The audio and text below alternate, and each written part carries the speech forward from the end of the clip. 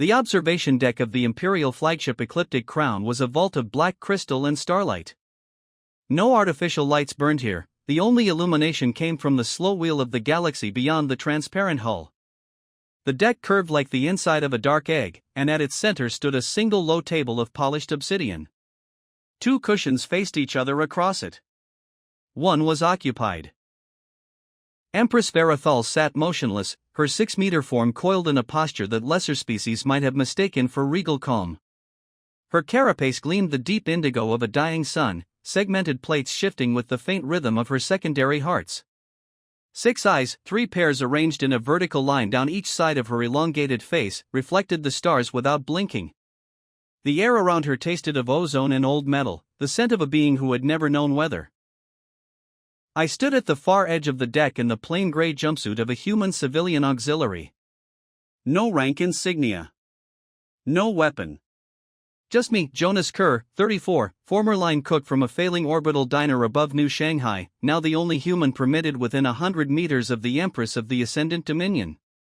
They called it an honor. I called it a very polite death sentence. 2 cycles earlier, during the armistice negotiations on the neutral moon of Kale 9, the Dominion delegation had watched in clinical fascination as the human envoys ate. Not the synthesized nutrient paste the Dominion favored, but real food, flatbreads baked over open coils, stewed greens with garlic, strips of vat-grown beef seared until the edges caramelized. The Dominion diplomats had tilted their heads like curious insects and asked, through translation fields, if such inefficient consumption was necessary for survival. One of the human negotiators, half drunk on victory champagne, had laughed and said, "It's not about survival. It's about feeling alive." The phrase lodged in the Empress's mind like a splinter. She had summoned me the next day. Now here we were. I set the small insulated carrier on the table between us. The latch hissed open. Steam rose in fragile curls. Inside lay the only things I'd been allowed to bring aboard. A single carbon steel pan, a handful of preserved root vegetables from Earth's last viable hydroponic vault, a packet of salt harvested from the Dead Sea before it finished dying, a sprig of dried thyme smuggled in my pocket, and one small, perfect potato I'd grown myself in the station's maintenance closet because I refused to serve royalty anything that came from a printer. I had 30 minutes before the honor guard would escort me out, whether breathing or not. I began. First the potato. I sliced it thin with the small knife they'd permitted, each cut deliberate. The blade rang softly against the cutting board I'd improvised from a spare hull plate. The slices were uneven, my hands shook. I arranged them in the pan anyway, overlapping like fallen leaves. A pinch of salt. A thread of rendered fat from the emergency ration pack they'd given me, close enough to butter. I ignited the portable induction coil they'd grudgingly provided. The pan began to sing.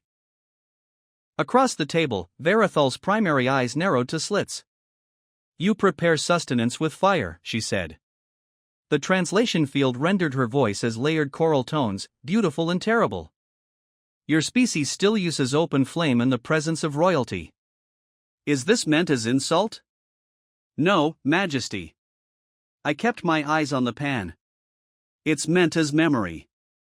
The first side crisped. The scent rose earthy, warm, impossibly alive in the sterile vacuum of the deck. I flipped the slices. They hissed. A few edges blackened just enough. I added the root vegetables next, parsnips and carrots, diced small, their natural sugars already beginning to caramelize against the hot metal.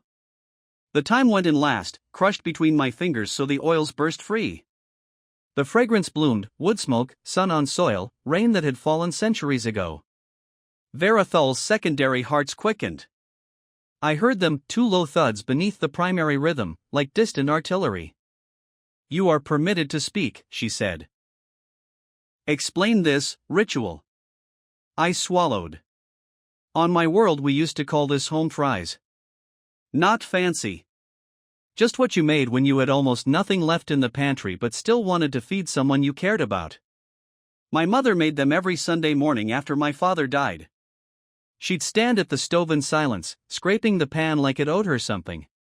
The smell meant the week was over. meant we'd survived another 7 days.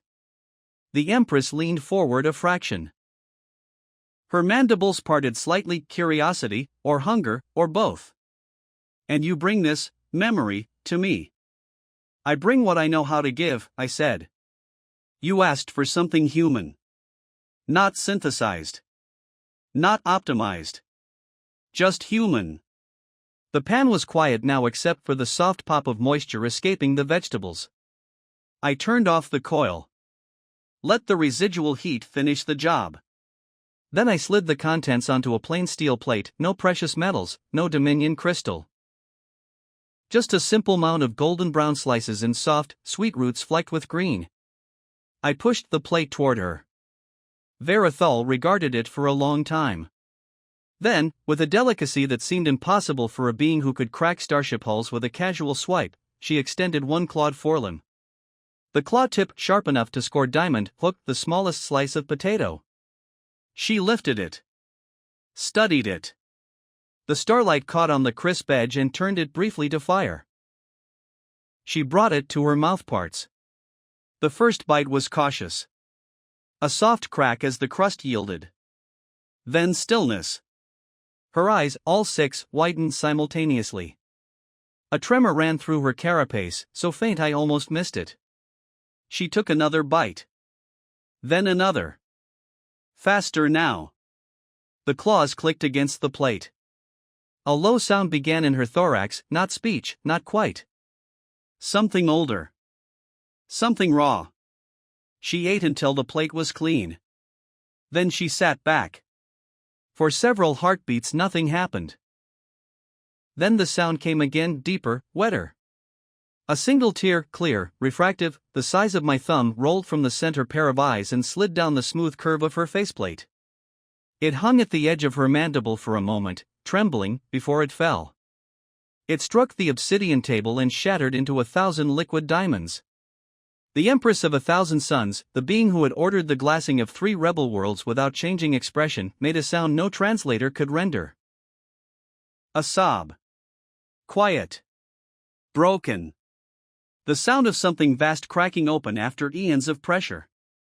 I didn't move. Didn't breathe. She lifted one claw and touched the wet trail on her face as though it were an unfamiliar substance. I have existed for 417 standard cycles, she said, voice stripped of its coral layering until it sounded almost small. I have consumed the distilled essence of entire biospheres. I have tasted the plasma of newborn stars filtered through diamond sieves. Never, never has anything tasted like loss. She looked at me, then really looked. You gave me grief, she whispered. You gave me grief in the shape of a root vegetable. I felt my own eyes burn. I didn't mean. You did not need to intend it. Another tear fell. Your species remembers pain in the mouth. You season it. You serve it warm. You offer it to strangers and call it comfort. She pressed a claw to her thorax, over the place where the secondary hearts still raced. I have no word for this feeling in High Dominion. We purged such inefficiency from our genome long before your sun kindled. She leaned forward until her face was close enough that I could see my own reflection in her wet eyes, small, terrified, human. Tell me, she said. Tell me what else your mother made. I opened my mouth. Closed it. Tried again. Soup, I managed. When I was sick. Chicken and rice. She'd simmer it all day until the house smelled like safety. Safety, Veyra'thul repeated, tasting the word. And when you were happy? Pancakes. On birthdays. With too much syrup. We'd burn the first batch every time because we were laughing too hard to watch the pan. The Empress closed her eyes, all of them. A third tear followed the second. Then you will teach me, she said. You will teach me how to burn the first batch. You will teach me laughter that makes the food taste like ash and joy at the same time. I stared at her. I'm just a cook, Majesty. I'm not. You are the first being in 4 centuries to make me remember I was once small, she cut in. You are more dangerous than any fleet I have ever faced. She straightened. The tears had stopped, but the trails still gleamed. You will remain aboard the Ecliptic Crown, she said. Not as prisoner. As instructor. You will cook for me. Simple Earth meals. And you will tell me the stories that go with them. Every one. Until I understand why grief can taste like potatoes and why joy can burn. I swallowed hard. And if I refuse? Her mandibles clicked once almost gently. Then I will let you go, she said. Back to your station. Back to your failing diner. But I will remember this taste. And I will spend the rest of my reign wondering what other memories your species keeps hidden in their kitchens. That wonder will be its own kind of prison. She rose slowly, gracefully, a mountain rearranging itself. Choose, Jonas Kerr. I looked at the empty plate. At the tear trails drying on her face. At the galaxy turning beyond the crystal. Then I picked up the pan. I'll need more potatoes, I said. The Empress made that low, broken sound again, half sob, half laughter. Then we shall acquire them, she said. Even if I must conquer another agricultural world to do so. She turned toward the stars. I stood there holding a cooling pan, the scent of time still clinging to my fingers, and realized I had just become the most important human in the galaxy. Not because I could fight. But because I could remember. And because, for one impossible moment, I had made an empress cry like a child tasting home for the first time.